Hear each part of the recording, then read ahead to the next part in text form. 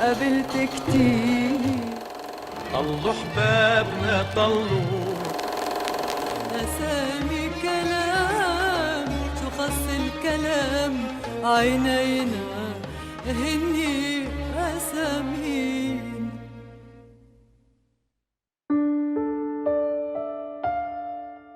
أعرف أن القلب تصحر، أعرف أن العمر حداد، أعرف أني قبل الهذيان قليلا يلكزني جرحي فأكاد، أعرف أن كلام المهزومين رماد، لكني أتحدر من لغة كلفها الله بأن لا تصمت قبل الميعاد.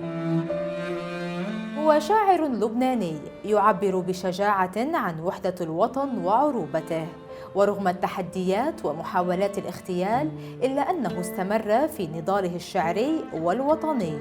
له عدة دواوين نذكر منها رباعيات الحكام، حب وحب، وقصائد ضاحكة. حلقتنا اليوم عن الشاعر طارق آل نصر الدين.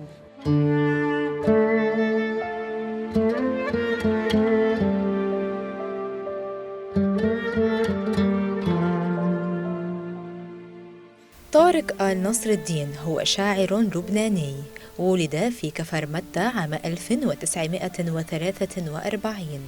تربى في جبل لبنان ونما تحت ظل العائلة الأميرية التنوخية. درس في كلية المقاصد في بيروت، حيث برع في الخطابة والأدب.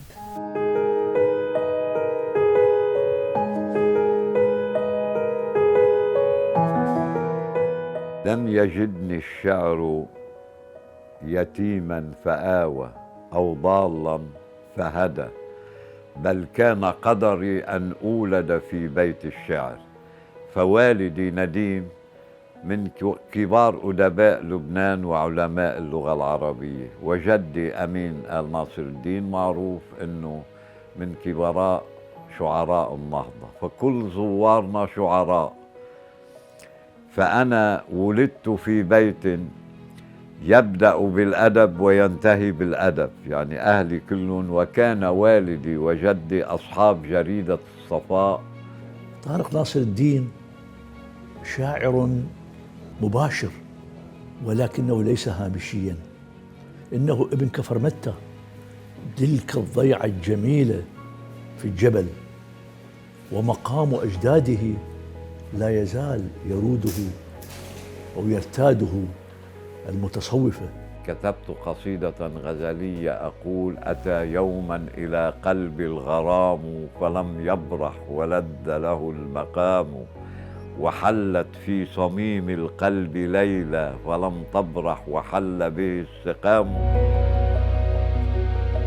قصيدي تتخيل أنه شي رجل مسن كاتبها، هيك كان عمري 9 سنوات.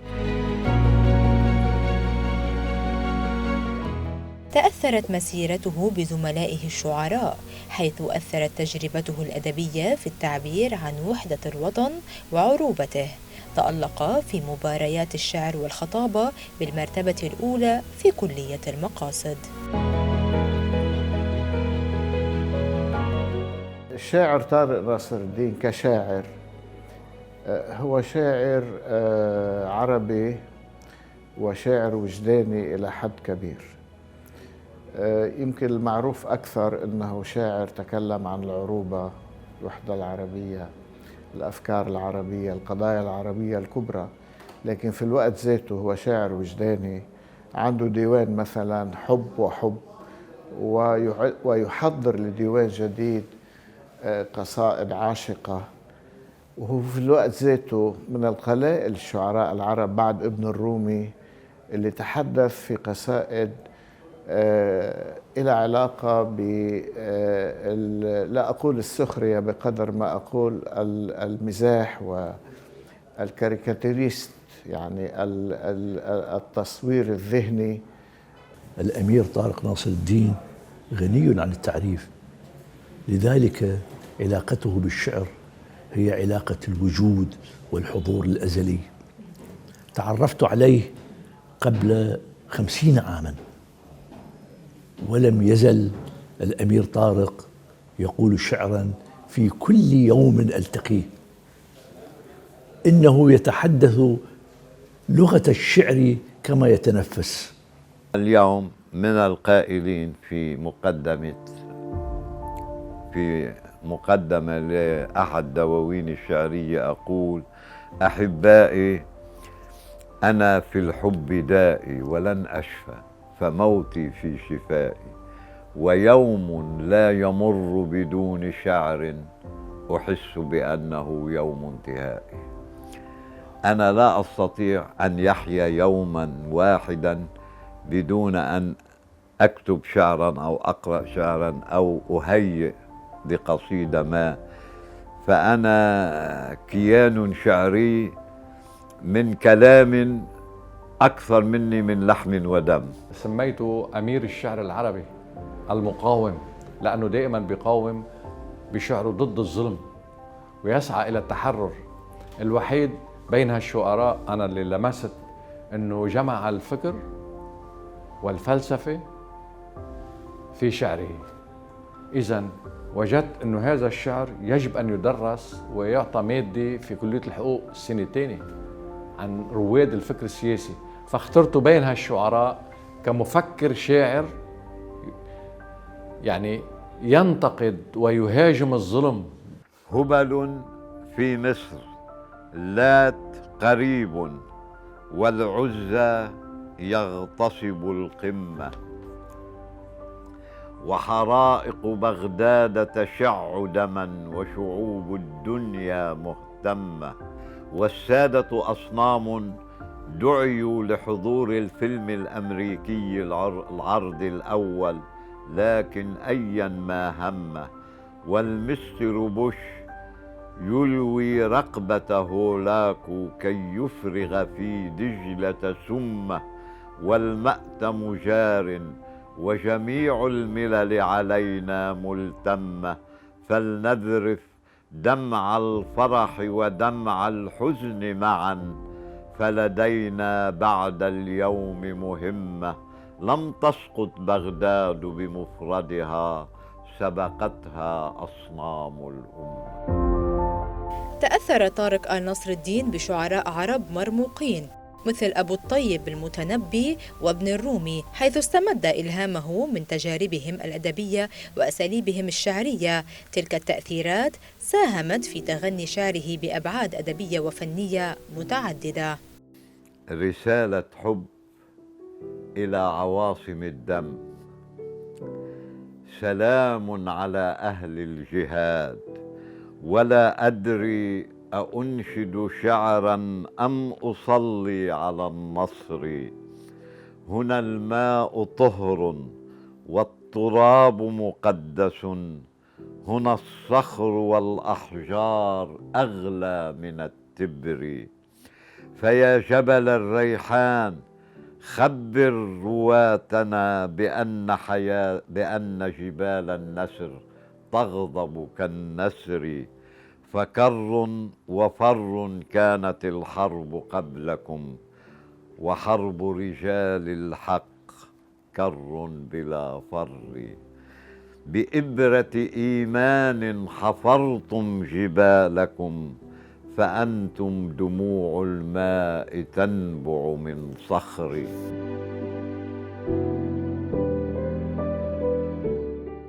طبيعي أن يكون تأثري الأول بجدي أمين، وهو صاحب، وهو يعني الذي يدرس للأسف في كل البلاد العربية إلا في لبنان، لأنه حسب الطائفية بيطلعلوش دور. يعني إذا جئت الآن لذائقتي، يعني كيف تكونت من قراءاتي مما كنت أسمعه، أنا أعتبر أنه شاعر العرب الأول بدون منازع هو أبو الطيب المتنبي، وشعراء الحقبة العباسية بكاملهم، يعني العصر الذهبي للشعر العربي كله متأثر فيهم أنا.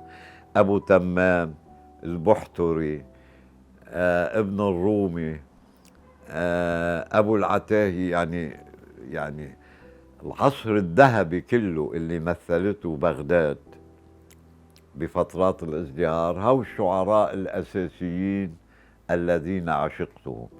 أما في العصر الحديث فكنت من أكثر واحد أقدر شعره، كان هو الجسر الذي انتقلت عليه الحداثة، هو أحمد شوقي، أمير الشعراء أحمد شوقي ومسرحياته الشعرية اللي عملها. وأتى مبدعين كبار أهمهم بدر شاكر السياف، نزار قباني، محمود درويش. كلامه كله شعرا ينفعل ويتفاعل، لذلك في بعض قصائده يبدو مباشرا جدا. الحدث اليومي يحضر في قصائده، والحدث القومي يحضر في قصائده، والحدث الاستراتيجي يحضر في قصائده، وكذلك علاقته مع السلطة والحكام.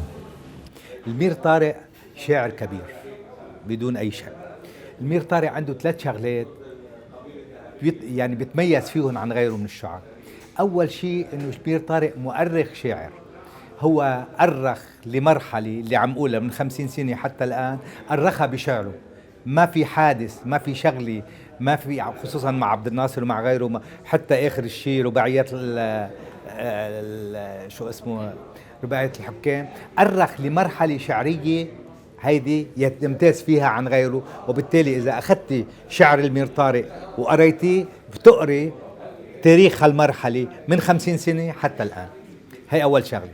تاني شغلة، المير طارق يمتاز عن غيره من الشعراء بأنه أجاد بالفصحى بمقدار ما أجاد بالمحكية، فهو يرتجل الشعر بالمحكية ويرتجل الشعر بالفصحى.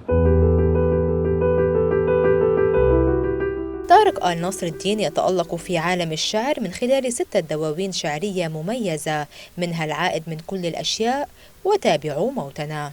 يشارك أيضا في أنشطة ثقافية كمستشار للمؤتمر الشعبي اللبناني والحركة الثقافية، بالإضافة إلى دوره الرئيسي في جمعية أبناء العربية وتأسيس بيت الشعر.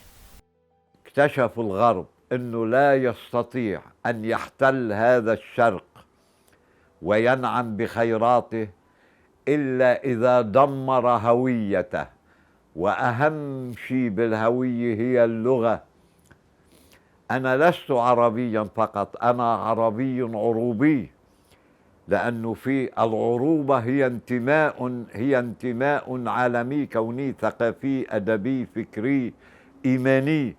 بينما العرب مثل بقية الأقوام، فيهم عرب وفيهم أعراب، فيهم هوية ما وفيهم شيء كثير من العروبي، لأن العروبي هي لغة هذا الدين العظيم اللي إجا وأنار الأرض، اللي هو ديننا العظيم. فمن شان هيك أنا عندي أدافع عن انتمائي، أدافع عن الشعر، أدافع عن الهوية، يعني قضيت عمري في هذه المجالات.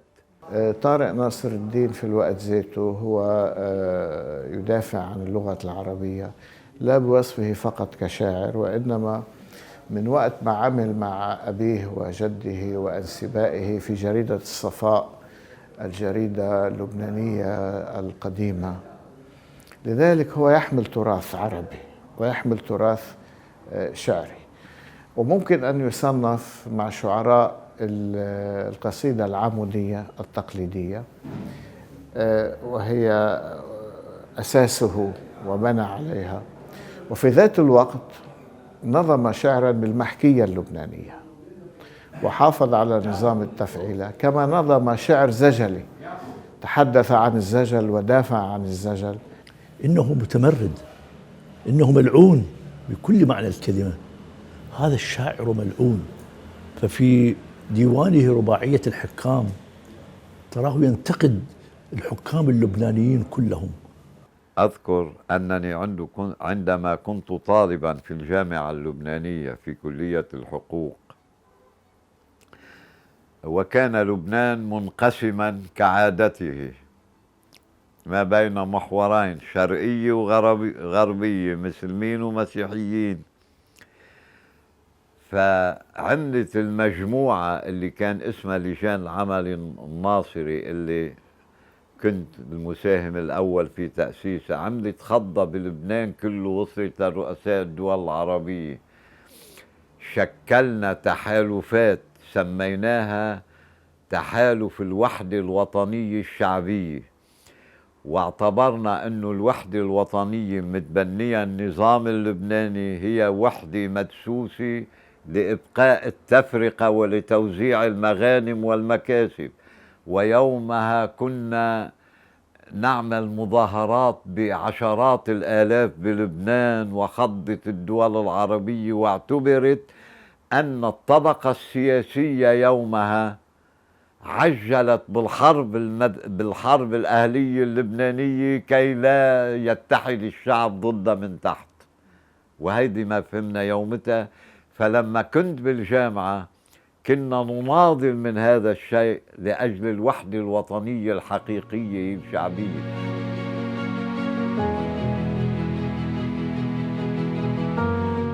مع مواقفه الجريئة وقصائده السياسية اللاذعة، تعرض طارق آل نصر الدين لعدة محاولات اغتيال.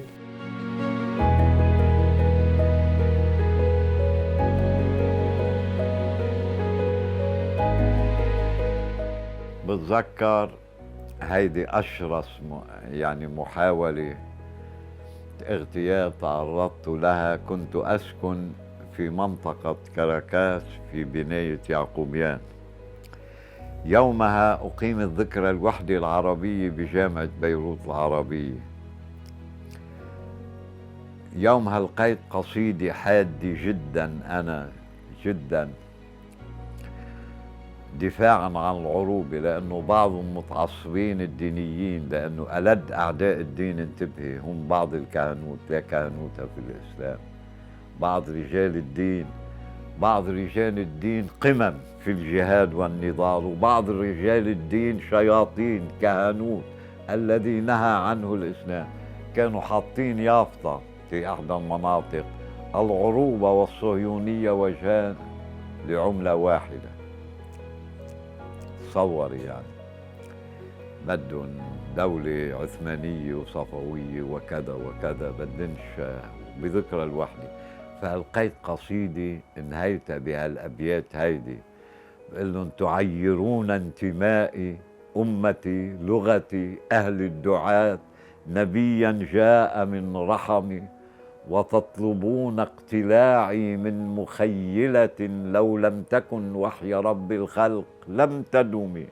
وما العروبة إلا زرع أنسنة في عالم بجنون الكفر محتدم، لو أنصفوها بما أعطت وما وعدت لاستعربت كل ما في الأرض من أمم.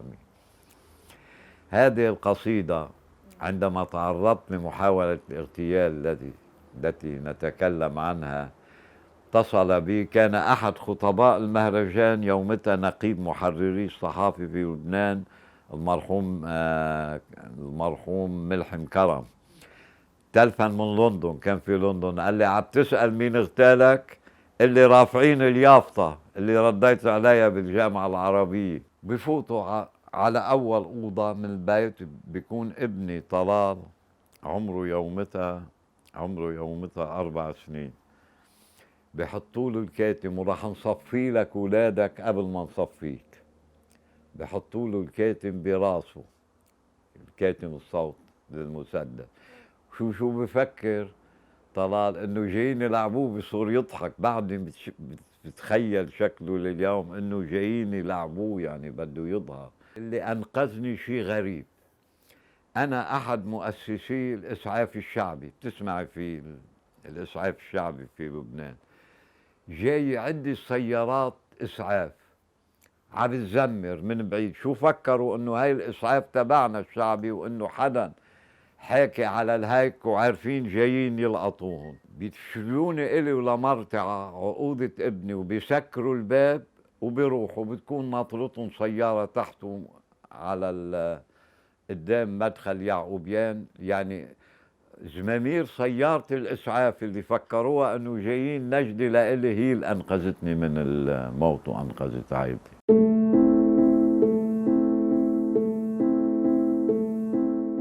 يتميز شعره بالتعمق في مواضيع الحياة الإنسانية والقضايا الوطنية، يدخل ببراعة السياسة الوطنية والقومية إلى نسيج شعره، مما يمنحه مكانة خاصة بين الشعراء.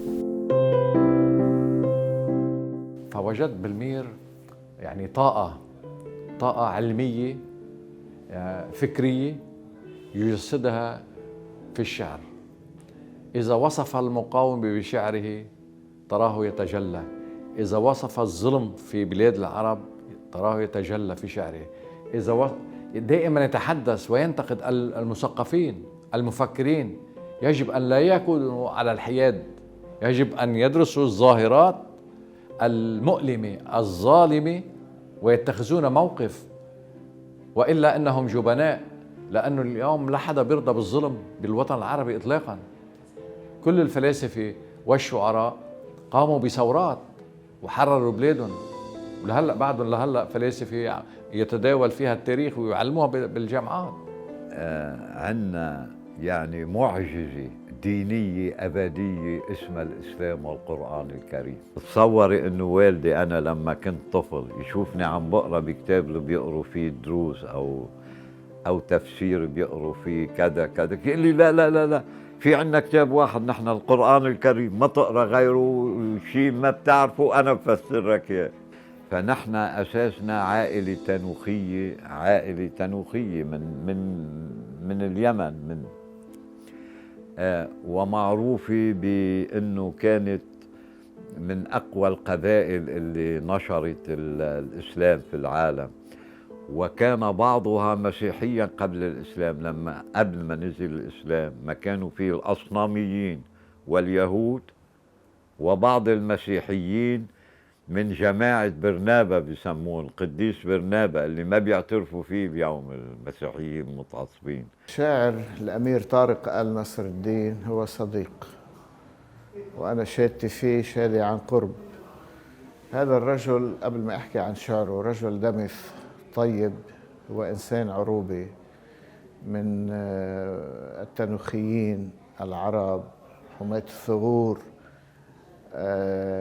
هو سليل عائلة آل نصر الدين، منهم الأمير أمين ناصر الدين العالم المعروف، ومنهم أيضا الأستاذ علي ناصر الدين، وكلهم أشخاص خدموا العروبة وخدموا الوطنية في لبنان والبلاد العربية.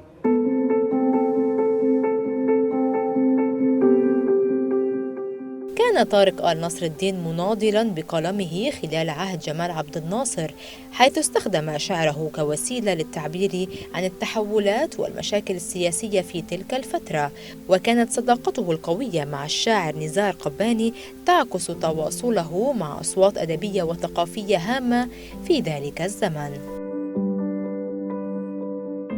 عنده النقد، عنده الشجاعة، عنده الجرأة. شعره موزون، أدبي، حديث، كأنك تسمع مفكر في إطار الشعر. نزار قباني أنا بعده من أفضل شعراء عصرنا بلا منازع، يعني أنه ثورة كان بالشعر. وقت الوفاة الرئيس عبد الناصر وهالقصائد الشهيرة اللي كتبها في أول قصيدة قتلناك يا آخر الأنبياء، بدأت علاقتي فيه علاقة حب حقيقي من يومتها، وصرنا أصحاب ونلتقي يعني بشكل دائم. وكان عندي مكتب حد مكتبه. لما عملوا اللي سموه مؤتمر القمة الشعرية الأولى بلبنان، أول مرة بلبنان بيجتمع محمود درويش ونزار قباني وصلاح صبور عبد الصبور وأحمد عبد المعطي حجازي ومحمد الفيتوري. فوقف نزار قباني كان يقرأ لي قصايد منشورة بجريدة أهلي والدي أو بجريدة لسان الحال، كان في جريدتين في لبنان. قال له ما بقبل غير طارق ناصر الدين، هذا يكون هذا على المستوى بيقدر يقول شعر. فهو يومتها أصر أن أكون أنا ممثل لبنان في هذه القمة الشعرية العربية. أنه طارق ناصر الدين الشاعر المبدع، الشاعر الجزل، الشاعر الذي تكاد حياته تكون قصيدة. كبار الأرض يصطنعون أرضا بها الإنسان أصبح للضياع، وجاء الحكم مصطنعا لدينا ويحوي كل أنواع الرعاع، وصار الشعب روبوتا مطيعا يسير إلى الهلاك بدون داعي، وها لبنان مختبر جديد لتفقيس الرئيس الاصطناعي. إذا أردت أن أختم بكلمة عن الأمير الشاعر طارق ناصر الدين أقول: دمث، صاحب كلمة طيبة، صاحب خيال، حلو المعشر. نراه مباشرا حتى في قصيدته، ولكنه بالعمق شاعر آخر يرتجل المنابر فيدهش الناس. واحد من شعراء لبنان الكبار المعاصرين، أطال الله عمره. أنا بحس حالي أنه ما قلتش كل شيء لازم أقوله عن المير طارق، وبحب أقوله عن المير طارق. المير طارق متسع بشكل صعب كتير تحجميه بكلمتين أو بثلاثة أو بأربعة. والصحة والعافية، ونعمم تفكيره للأجيال القادمة، لأنه ليس شعر فقط، بل هو مفكر وفيلسوف جمع الاثنين في شعره، وهذا يؤدي إلى تحرر لبنان والعالم العربي من الظلم والاضطهاد. طالما لا ينتهي الإنسان فتأكدي أن الشعر لا ينتهي أبدا.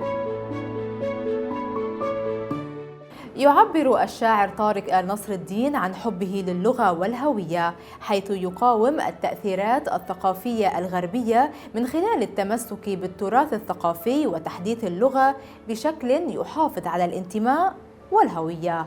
وفي الختام نشكركم على حسن المتابعة، وإلى اللقاء.